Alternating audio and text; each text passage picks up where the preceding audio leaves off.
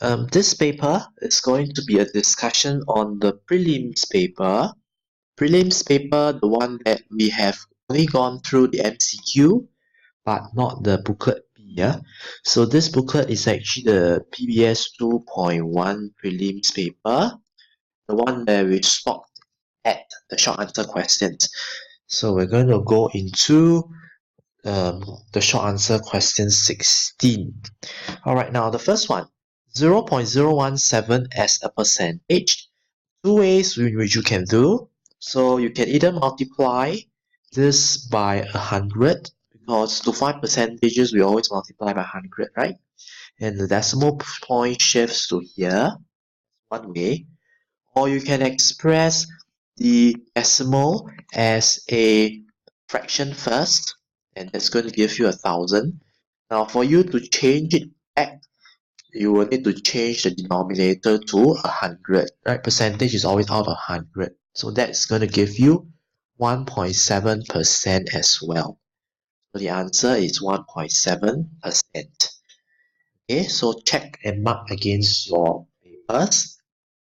Question 17, you have got a big unit that you would like to change to a small unit. So if you remember and you recall what we learned in primary 5, whenever there's a big unit changing to a small unit, we multiply. So how much do you multiply by?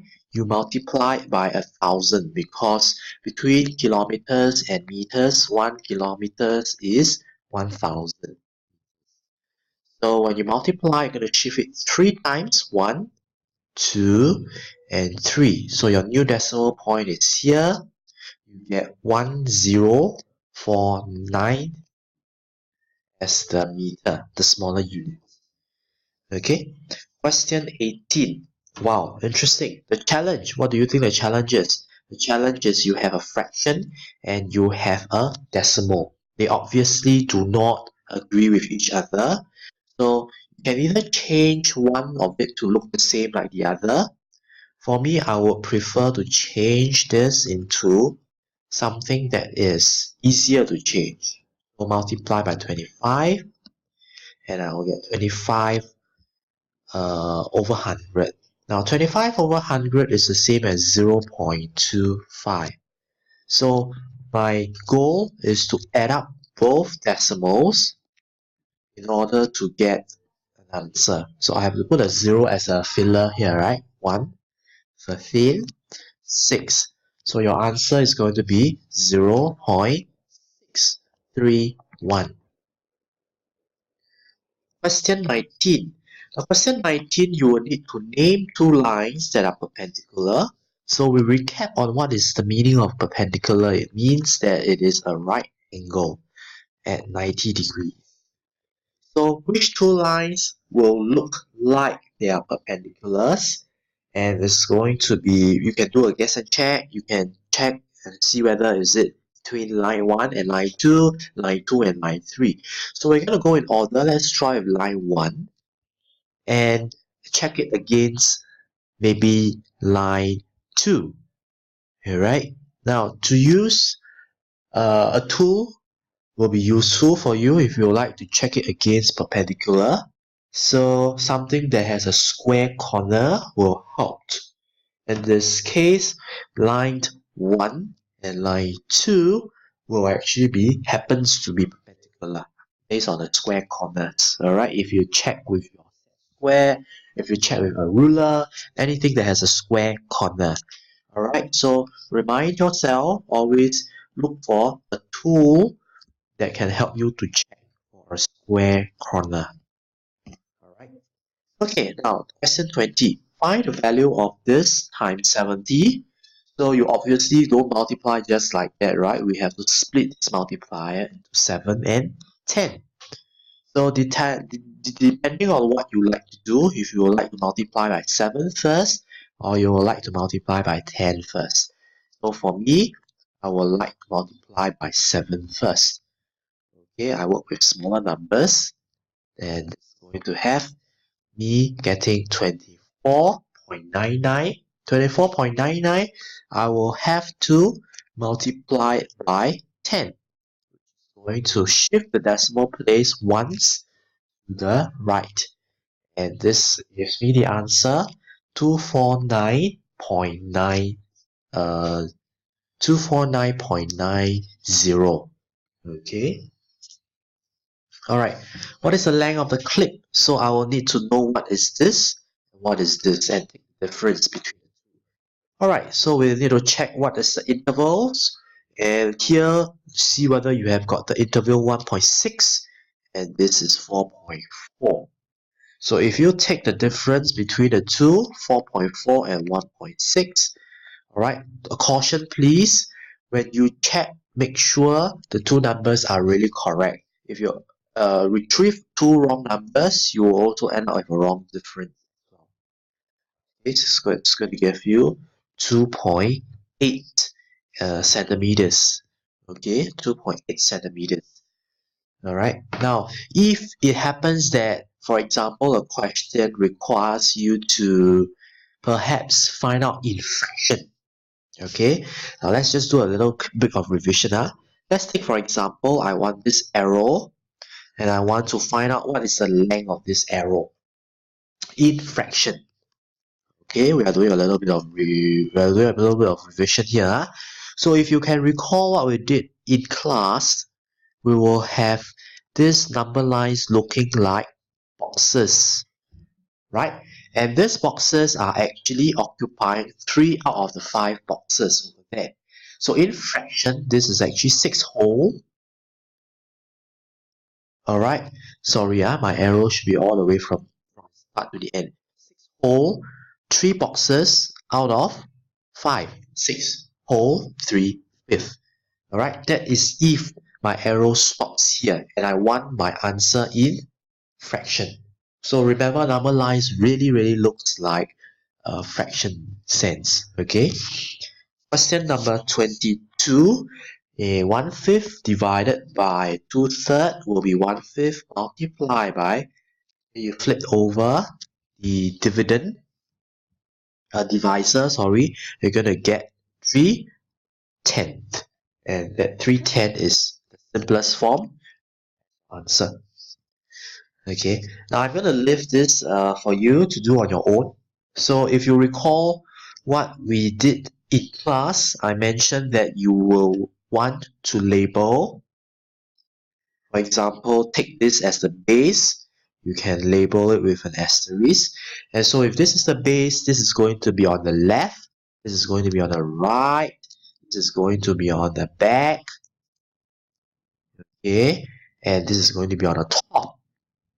Okay, and for you to do that, you will still need to have a front, right? A front view is missing, and so where is this front going to be at? It will be here. So you will want to shape a box.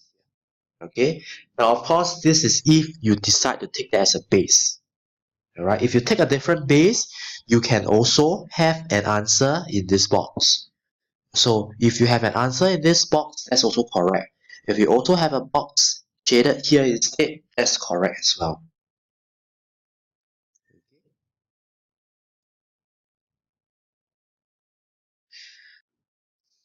Okay, question 24. You have quite an interesting question here. A, B, C, and D, E, F, there are 3-digit numbers. Different methods represent different digits. So what does that mean?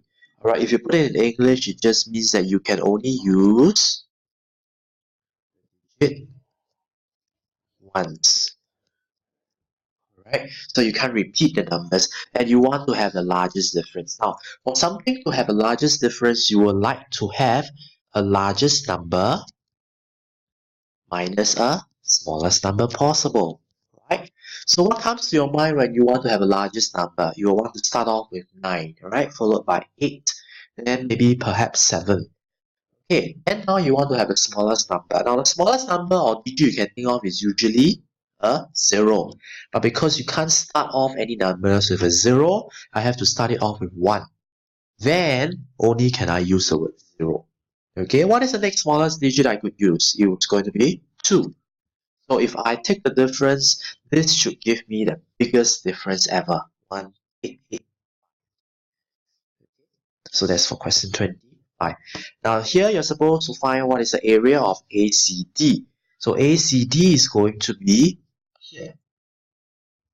Right, this is going to be ACD, and quite a straightforward question because you already know the base is 7 and the height is right angle to the base, so it's going to be 12. So what can you do to find? You will just take your half times 12 times 7. If you do your cancellation, you're going to end up with 6 times 7, which is 42. Alright, so that's going to give you 42 as the answer. Okay, now moving on to question 26. Pie chart shows the favorite sport. Half of the pupils like soccer and jogging. So this represents, let's use a color to represent this, is actually going to be half.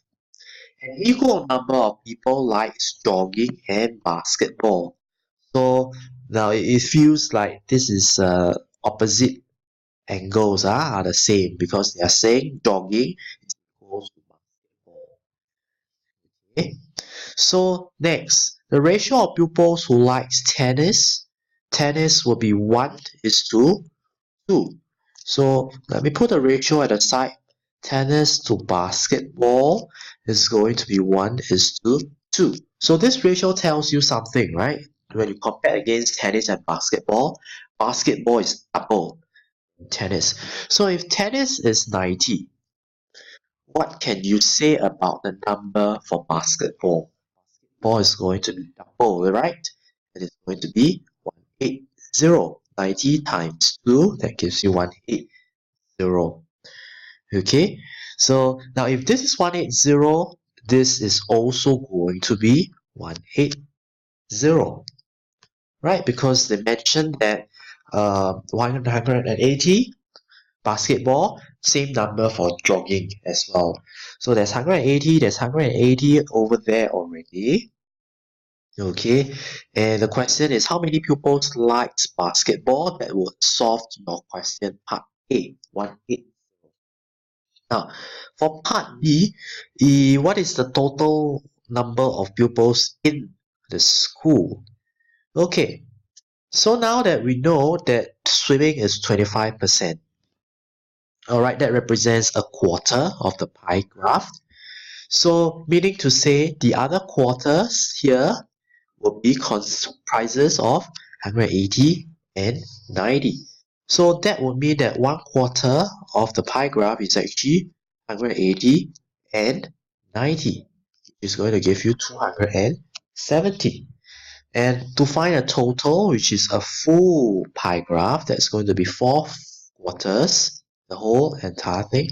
If 1 unit is 270, 4 units is going to be 270 times 4. Okay, so that's going to leave you the answers with 1080 or part A 180. Okay, question 27. You have this guy who bought $2,400 worth of television and refrigerator. So the cost of the refrigerator was 5/7 the cost of the television. So the numerator belongs to the refrigerator and 7 belongs to the television. So like what I always love to say in class, if you see a fraction questions, you can actually solve it by ratio. Okay, so if they said that 2,400 was the total amount that you actually paid for, so I suppose you'll be interested to know what is the total unit. It's going to be 12. So 12 units actually represents $2,400. Okay, and for 1 unit, it's going to be a 2,004 divided by 12. That's going to give me $200. And they're interested in what's the cost of the television. So if the television is 7 units, then that's going to give you 200 times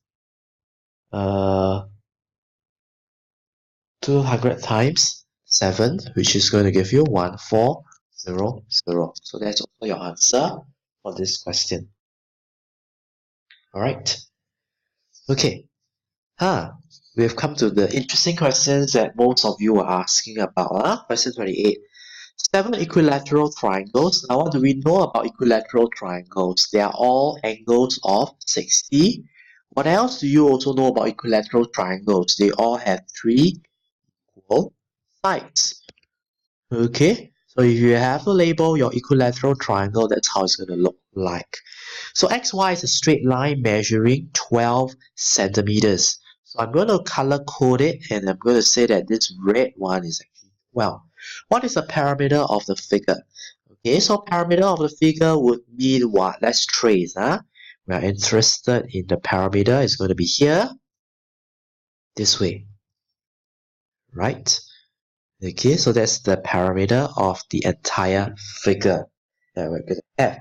Okay, now the trick is how to solve this. Then the trick is you're not given one of the triangle sides, right? You are not given each of the dimensions. How are you going to be able to solve the parameter? And you're only told that the red one is 12 centimeters. Well, okay, if you know that this is equals to this is also going to be equals to this. This side here is also going to be equals to this, right? So, in other words, this red portion here that I have just color-coded, 12. So, I found out one side. Alright, now let's use a different color code. I'm going to use a different color code to shape. Now, if this side is equal to this side, the other side is also going to be equal, right? So, this part here and this part here and this part here is also going to be equal to 12. Alright, now let's do the one for the bottom. The same idea goes. Now this side here is going to be equal to this side. Right? This side here of the triangle is going to be equal to this side. This side of the triangle is going to be equal to this side. This side of the triangle is going to be equal to this side. So meaning to say that again, this part plus this part, and this part is also going to give you a 12. Alright, now I think you're getting the idea of it, right? Then it also means that this part is equal to this. So this purple portion, this 4 purple portions below, 4 purple portions below is also going to add up to 12. Alright, so this gives you the final answer, 48. The moral of the story is colors again help the pictures, so the pictures will help. Okay, right, so the answer here is 48. Alright, question 29. Okay, you see a figure that is blended together, so it's overlapping. So we have done quite a fair bit of overlapping questions. And this figure, this whole entire figure, is twice that of triangle B. 2/5 of the triangle B is shaded, while 2 units of it is shaded. So whenever we see a blended triangle, okay, one of the way that we kept learning in class was to split them out, right? So I'm going to take off the top triangle, and the top triangle says this: the shaded part is actually 2 units out of the total 5 units triangle. Now if the whole triangle E is 5 and there's already a shaded 2, so doesn't that tell us that this unshaded part here is 3, right? So we're going to also do the same for the triangle A. So the triangle A is going to look something like this. The unsplitted parts, okay, is going to look something like this. Now, isn't the shaded part the same, and it shouldn't be equal to 2 as well? Alright, that's why it's the same shaded part we're talking about overlapping. So, now that we know, but we do not know what this figure is. We do not know what unit is that. But we do know that this sentence tells us a big clue. The area of the whole entire figure is twice of that of triangle B. Now, triangle B is actually 5 units in total. Okay, and they said that this whole figure is twice of triangle B, which means that this is going to be 10. So let's plug the numbers in because we know helping the pictures is going to help you. 3 units here, 2 units here, and you know the entire thing here is 10. What does it tell you about the empty space below? It's going to be 5 units because 5 plus 3 plus 2 is a total of 10. Alright, so the answer, what is the ratio of the shaded to the area of the figure? So you are interested in shaded to the total area, right? So shaded area is going to be 2 and your total is going to be 10. That's going to leave you with a simplest form, 1:5. Okay? So here again we see something similar. Again, there's an overlap. Okay, now the unshaded part is 54 square centimeters. Again, when two figures are blended together, one way we could do is to actually try to split them up. Okay, so what I'm doing is to try to speed up the pictures and try to follow what the shaded part is like, how the splitted version looks like. Okay, now the unshaded part is 54. This 54 is for both here as well as here, right? Since they are equal circles, they are equal quadrants, I can actually halve them to find out how much is one of the unshaded. So that's going to give me 27 and 27. So let's help the picture now that we know that this is 27 and this is 27. Okay, now these two quadrants were split apart. Do you think you can find the area of these quadrants? Because you were given and told that the radius is 7 centimeters and pi is given like such. So these two quadrants is going to add up to one semicircle, isn't it? So I can just simply find what is the area of a semicircle. That's half pi r squared, r being 7. So I have got half times 22/7 times 49. Let's do some cancellations here, and I'm going to get the number 77. Alright, 154, half of 154 is 77. Now what does 77 means? 77 means this quadrant and this quadrant. Alright, but the problem is this 77, you already know what is the 27. You already know what's the 27. Alright, so do you think you can find a difference? What I'm doing is I'm asking, can we take the two quadrants area, 77, minus away the unshaded part twice? And what does 23 mean? 23 simply means two shaded parts. Right? But the thing is, in the question, how many of it is shaded? It's only one because of the overlap, right? So 23, if I half of 23, I will be able to get one of the shaded figure, 11.5 square centimeters. Okay, so that concludes our discussion for this prelims paper. Have a good day.